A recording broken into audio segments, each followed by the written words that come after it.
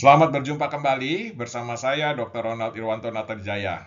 Bapak Ibu, dokter, para sejawat semua yang saya hormati, izinkan pada kesempatan kali ini kita membahas mengenai antibiotik profilaksis ya. Problem ini menjadi satu hal yang memang seringkali menjadi membuka ruang-ruang diskusi ya, terutama dalam pelaksanaan pengendalian resistensi antimikroba di rumah sakit. Ya, nah ini mungkin saya akan memberikan satu tilikan gitu ya, yang nanti juga akan membuka ruang-ruang diskusi yang lain. Ya, nanti silahkan ya, tapi mudah-mudahan ini bisa bermanfaat bagi Bapak Ibu dokter semuanya.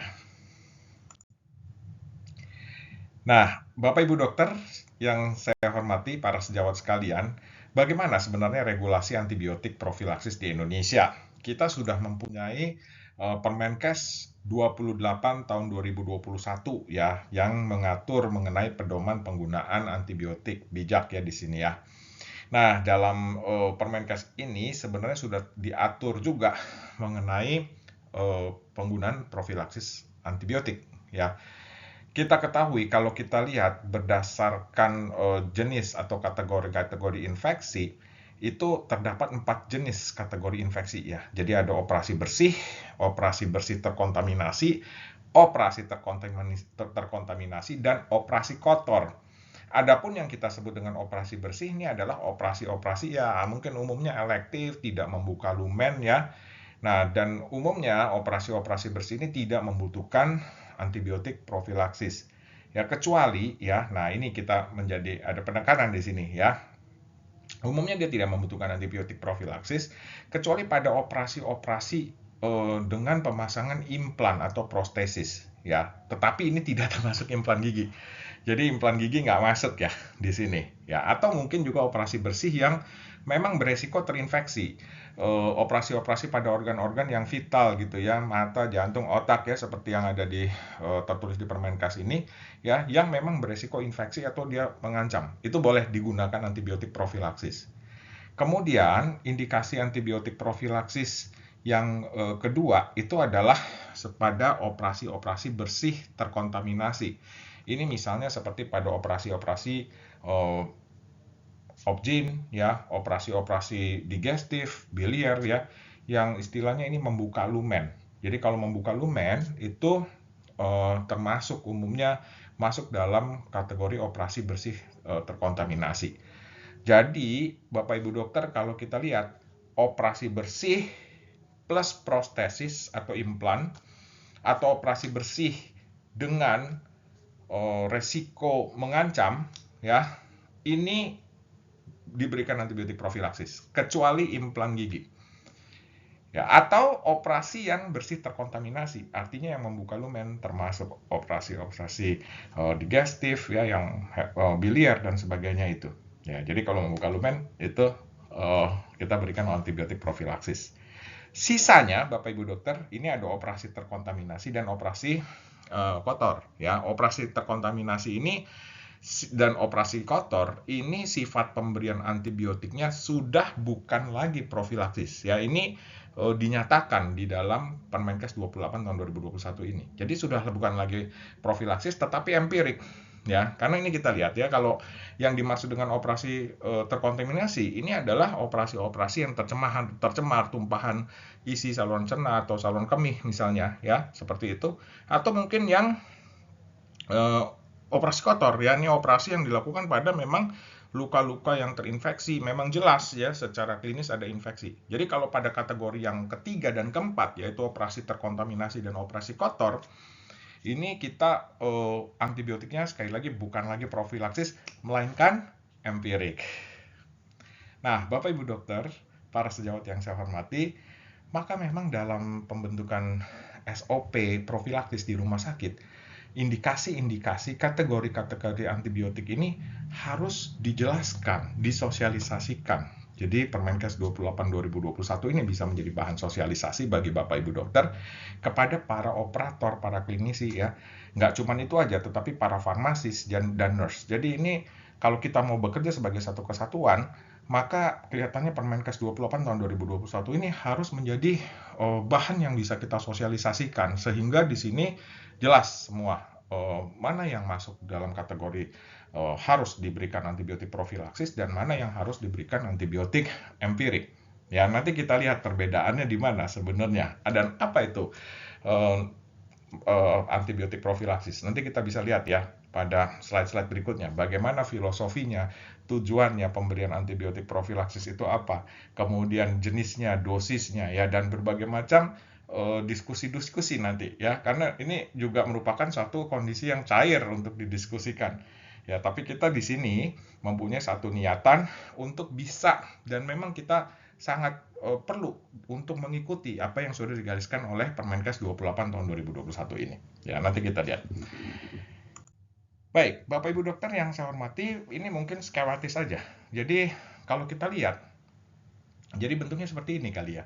Kalau dia clean, dia tidak membuka lumen, ya, dan tanpa prostesis, bukan merupakan operasi yang pada organ-organ vital yang mengancam, ya, maka ini boleh kita lakukan dan memang harus tanpa antibiotik. Tapi kalau dia clean plus protesis, kecuali implan gigi atau clean pada kondisi-kondisi operasi yang mengancam ya, operasi-operasi yang pada organ-organ vital. Nah, atau clean contaminated pada operasi-operasi yang membuka lumen tadi, itu ya. Ini maka status pemberian antibiotiknya itu adalah antibiotik profilaksis. Sisanya kalau dia contaminated dan dirty, ini yang terkontaminasi dan operasi kotor, ini antibiotiknya empirik. Ya, perbedaannya adalah kalau pemberiannya antibiotik profilaksis, maka pada umumnya hanya dilakukan 1 kali sebelum operasi. Kalau empirik, karena memang sudah terkontaminasi atau bahkan memang sudah terinfeksi, maka pasca operasi boleh aja dilanjutkan, tapi statusnya empirik. Jadi di sini Bapak Ibu dokter harus dibedakan, ya tidak ada profilaksis yang dilanjutkan sampai 7 hari atau 2 minggu misalnya, itu bukan profilaksis. Yang namanya profilaksis diberikan adalah preoperasi. Preoperasi itu nanti kita bisa lihat 30 sampai 60 menit sebelum operasi menurut Permenkes 28 tahun 2021. Setelah operasi itu kebanyakan tidak perlu dilanjutkan ya. Jadi nggak ada sampai 7 hari, bahkan itu nggak ada ya. Kecuali kalau misalnya memang status empirik Bapak Ibu dokter. Kalau kategori operasinya itu adalah terkontaminasi atau kotor, maka statusnya empirik. Silahkan ini diberikan antibiotik empirik sesuai dengan indikasi, dengan tentunya observasi yang baik ya, supaya antibiotiknya juga jangan berkepanjangan dan sebagainya dan sebagainya. Ya, nah ini kira-kira seperti ini skematisnya ya Bapak Ibu dokter. Nah, Bapak Ibu dokter yang saya hormati, ini kalau kita mengacu pada surgical prophylaxis yang diajukan oleh WHO, ini kita bisa lihat ya di sini bahwa diberikan antibiotik profilaksis itu single dose before surgery. Do not continue the antibiotic after the surgical procedure to prevent infection. Ya, to prevent infection. Jadi di sini Bapak Ibu dokter bisa lihat ya, single dose before surgery, dan jangan melanjutkan antibiotik after the surgical procedure to prevent infection. Jadi artinya di sini kalau kita melakukan atau operasi kita bersih terkontaminasi atau clean plus prostesis, di mana itu indikasinya profilaksis Bapak Ibu dokter ya.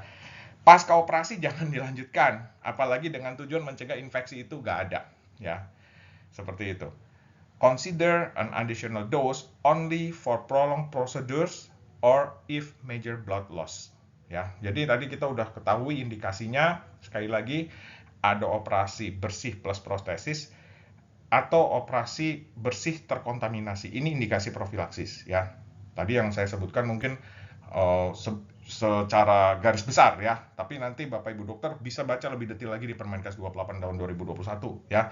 Selain dengan prostesis, ada yang operasi mengancam ya, atau mungkin operasi yang mempunyai waktu yang panjang dan sebagainya ya. Nanti bisa dibaca lagi itu yang tadi saya sebutkan, itu garis besarnya kira-kira seperti itu. Tapi sekali lagi Bapak Ibu dokter, kalau kita mengacu ya pada ini WHO yang mengeluarkan mengenai surgical prophylaxis, antibiotik profilaksis itu cuman satu kali diberikan, bahkan kalau di sini single dose before surgery, dan tidak dilanjutkan, ya. Nah, kalau kita lihat di sini Bapak Ibu dokter, WHO memang menggariskan 120 menit, tapi kalau kita membaca di Permenkes 28 2021, ya, itu diberikannya 30 sampai 60 menit sebelum operasi. WHO 120 menit, tapi di regulasi kita itu 30 sampai 60 menit, ya. Jadi ini baiknya ini memang kita sosialisasi benar regulasi kita. Jadi indikasinya jelas, cara pemberiannya satu kali, tidak dilanjutkan sampai 7 hari, diberikannya 30 sampai 60 menit sebelum operasi kalau WHO masih 120 menit. Tapi kalau saya mungkin lebih menyarankan 30 menit sebelum atau 30 sampai 60 menit deh, supaya kita memang sesuai dengan regulasi yang berlaku, ya. Nah, Bapak Ibu dokter, ini kita harus ketahui ya, bahwa IDO itu dapat terjadi. Yang namanya IDO, IDO ini singkatannya infeksi daerah operasi. Ini kalau nggak salah saya ambil dari NHSN ya, tapi nanti mohon koreksi kalau saya keliru ya. Tapi IDO itu 30 sampai atau 90 hari pasca operasi, bahkan itu masih bisa terjadi. Jadi kalau artinya begini, kalau kita memberikan antibiotik pasca operasi, katakanlah clean plus prosthesis atau clean contaminated, ya pasca operasi Opgin atau pasca operasi digestif misalnya, itu kita kasih antibiotik 7 hari, padahal dia kategorinya clean contaminated, menjadi kurang masuk akal kelihatannya. Karena IDO ini kan katanya ini bisa berlangsung bahkan 30 hari atau bahkan juga 90 hari pasca operasi. Antibiotik yang kita berikan cuma 7 hari ya. Nah, jadi ini bisa terjadi seperti itu. Jadi ini Bapak Ibu dokter kita harus pahami betul. Ya, dan di sini Bapak Ibu dokter bahwa harus kita ketahui profilaksis ini adalah untuk mendekolonisasi kuman residen. Ya, jadi kita kan memiliki dua jenis ya, ada dua jenis kuman kali ya berdasarkan tempat tinggalnya ya. Jadi ada kuman yang sifatnya transien, ada yang kuman yang sifatnya residen. Kuman transien atau dulu saya sih kalau nggak salah belajar istilahnya kuman transien ya. Kuman yang ada di environment ya. Tapi ada juga kuman yang residen gitu. Kalau kuman residen ini kan adalah kuman yang memang dia tinggal di bersama dengan kita. Ya di kulit ada gram positif, Staphylococcus epidermidis, di saluran cerna mungkin ada gram negatif ya, seperti itu. Nah, dia tinggal memang di dalam bersama kita. Nah, tujuan pemberian antibiotik profilaksis ini, itu kita nggak bisa ya, antibiotik itu mencegah supaya kuman dari lingkungan masuk ke dalam badan kita. Dicegah seperti itu. Ya, ini nggak bisa. Secara kepustakaan pun rasanya nggak ada. Tujuan atau filosofi dari kuman antibiotik profilaksis ini mendekolonisasi kuman-kuman residen, kuman-kuman residen. Sehingga teman-teman sejawat dokter-dokter bedah yang memegang pisau ketika melakukan pembedahan itu mulai dari kulit ya sampai masuk ke dalam organ gitu ya. Nah, di kulit ini, di lapisan kulit ini kan ada kuman-kuman residen, kuman-kuman yang tinggal itu Staphylococcus epidermidis ini gram positif gitu ya. Nah, tujuannya supaya tidak terjadi translokasi bakterial pada saat terjadi pembedahan mulai dari superficial masuk ke dalam organ. Tujuannya itu. Jadi nggak bisa atau nggak ada antibiotik yang bisa mencegah bahwa ini dicegah aja deh pasca operasi kita berikan antibiotik supaya kuman-kuman dari environment jangan menginfeksi, itu nggak ada. Oleh karena itu tadi kita lihat pernyataannya WHO bahwa antibiotik profilaksis, kalau statusnya profilaksis, itu diberikan hanya satu kali sebelum operasi. Kecuali kalau empirik, memang sebelum operasi udah ada cemaran, udah ada infeksi, silahkan itu bisa memang kita berikan antibiotik pasca operasinya. Kalau kategori operasinya itu dirty, ya kotor atau contaminated gitu. Ya, nah ini jadi Bapak Ibu dokter kita mesti bedakan dua status yang berbeda. Tapi kalau sekali lagi profilaksis itu umumnya satu kali sebelum surgery, satu kali single dose sebelum surgery dan tidak ada yang diteruskan sampai 7 hari. Ini menjadi supaya jangan menjadi black hole pada saat pelaksanaan PPRA. Oleh karena ini kita harus pahami betul. Karena IDO aja bisa terjadi 30 sampai 90 hari. Ya, jadi secara filosofis tujuannya adalah mendekolonisasi kuman residen, tidak bisa mencegah Apalagi misalnya dengan alasan klasik ya, banyak mungkin di lapangan, takut nih kita supaya mencegah supaya jangan kuman-kuman di oka ya di ruangan operasi menginfeksi, karena ruangan oka kita nggak terjamin, atau di rumah sakit dia nggak terjamin, atau mungkin dipulang di rumah dia tidak terjamin, kita lanjutin antibiotiknya pada status profilaksis. Nah, itu nggak bisa. Ya, jadi yang namanya kategori profilaksis itu sekali lagi mendekolonisasi kuman residen, bukan mencegah kuman transien untuk entering ya, masuk ke dalam badan kita, itu nggak bisa. Ya. Oleh karena itu, Bapak Ibu dokter, pada pelaksanaan bundles IDO ya, kita ketahui pada tindakan-tindakan operasi selalu dilakukan bundles IDO ya. Kalau teman-teman yang bergerak di PPI mungkin sangat mengenal ya bundles IDO. Ya, ada pre-op, intra-op, ada post-op gitu ya. Bundles IDO ini harus dilakukan dengan baik dan secara adekuat ya. Jadi ini sebenarnya adalah mencegah, memang menurunkan resiko terkena infeksi. Tapi kalau sekarang bundles IDO-nya nggak dilakukan secara adekuat, kita nggak bisa misalnya, kita karena bundles IDO-nya tidak dilakukan secara adekuat, kita perkuat aja di antibiotik, nggak bisa. Profilaksis sudah harus dilakukan sebagaimana mestinya sesuai dengan apa yang sudah digariskan gitu ya. Nah, baik Bapak Ibu dokter yang saya hormati, lalu ini jenis apa yang kita ambil dari profilaksis? Ya, yang ditulis adalah cefazolin 2 gram ya. Ini kita lihat di sini, cefazolin 2 gram, dosis pada anak 30 mg per kilogram berat badan. Kalau dia lebih dari 120 kg, diberikan dosis cefazolinnya 3 gram ya. Nah, ini tidak boleh ada ulangan kecuali kalau memang ada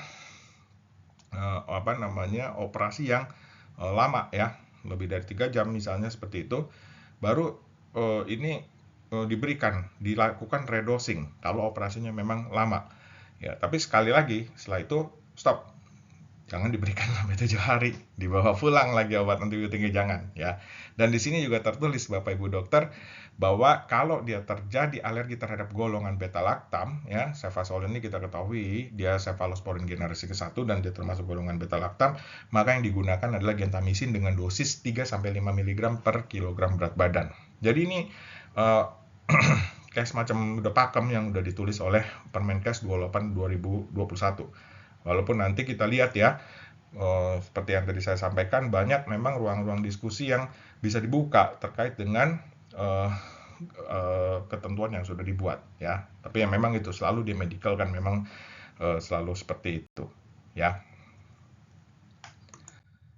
Nah, ini kita lihat ya, antibiotiknya itu diberikan 30-60 menit sebelum insisi. Kalau tadi WHO 120 menit, tapi kita 30-60 menit, diberikan dengan dosis tunggal, dan dosis ulangan dilakukan apabila operasinya lebih dari 3 jam.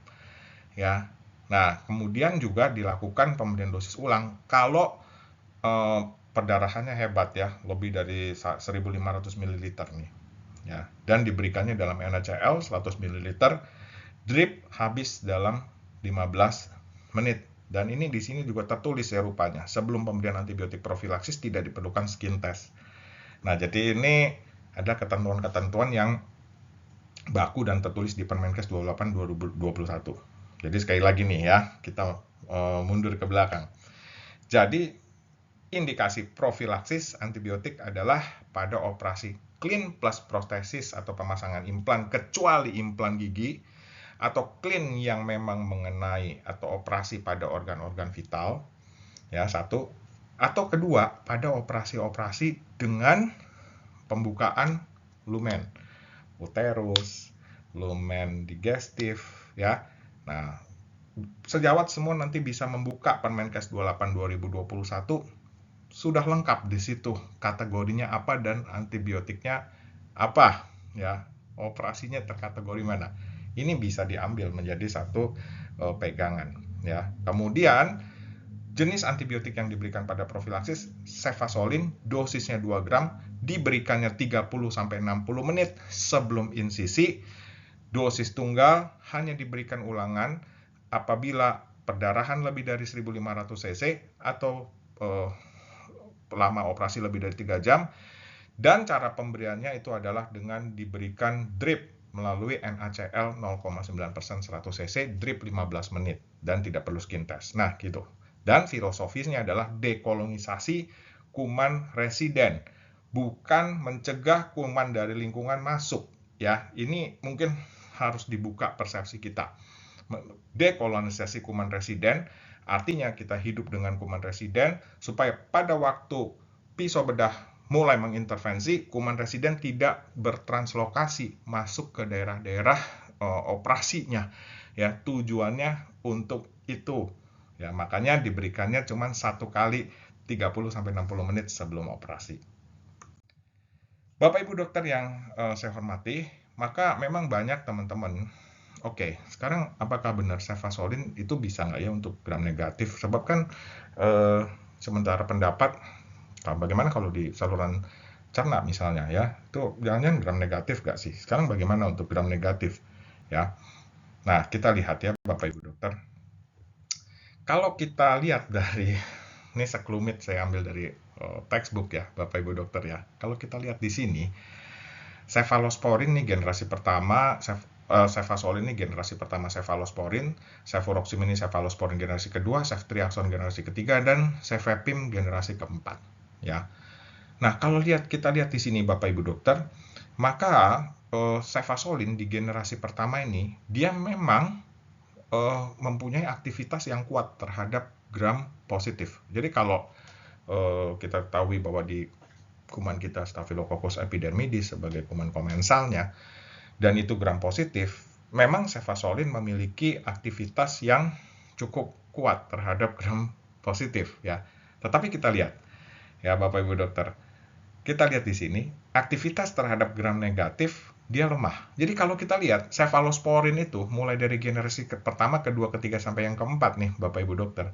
Semakin ke generasi atas, semakin ke generasi 1, 2, dia semakin kuat aktivitasnya terhadap gram positif, semakin lemah terhadap gram negatif. Tapi semakin ke 3, 4, nih kita lihat di sini ya, 3 dan 4 seperti ceftriaxone dan cefepime, ini semakin kuat di gram negatif, ya, tapi dia semakin kecil di gram positif. Nah, jadi Bapak Ibu dokter, sebenarnya memang kalau kita lihat di sini, kalau pada Permenkes 28 tahun 2021 disarankan bahwa antibiotik profilaksis itu adalah cefazolin, ini menjadi cukup rasional ya. Karena memang cefazolin itu kalau kita lihat dia memiliki sebagai profilaksis, kan filosofinya dia dekolonisasi kuman residen, komensal ya.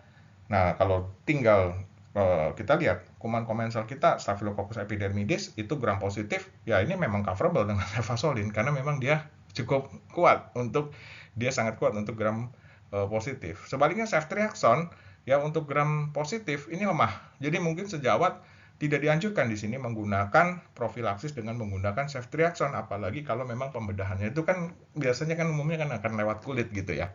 Nah, jadi ini kalau kita lihat kontradiksinya di sini ya. Nah, jadi kita tetap memang menggunakan cefazolin. Tapi kemudian memang, nah ini juga dari kepustakaan lain ya Bapak Ibu dokter. Tapi ini tolong nanti bisa juga menjadi diskusi bersama ya, bisa nanti dikonfirmasi ya kepada dokter laboratorium dari apa yang saya sampaikan ya.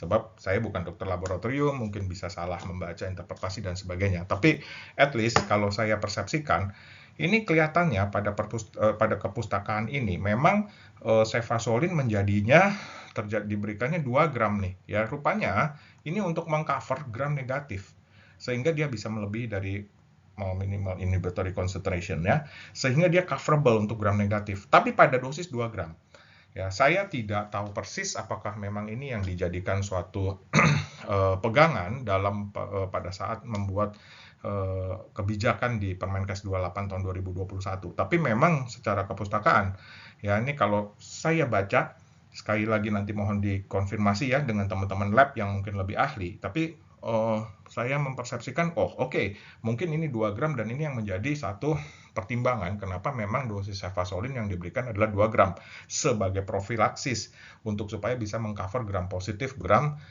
negatif gitu. ya.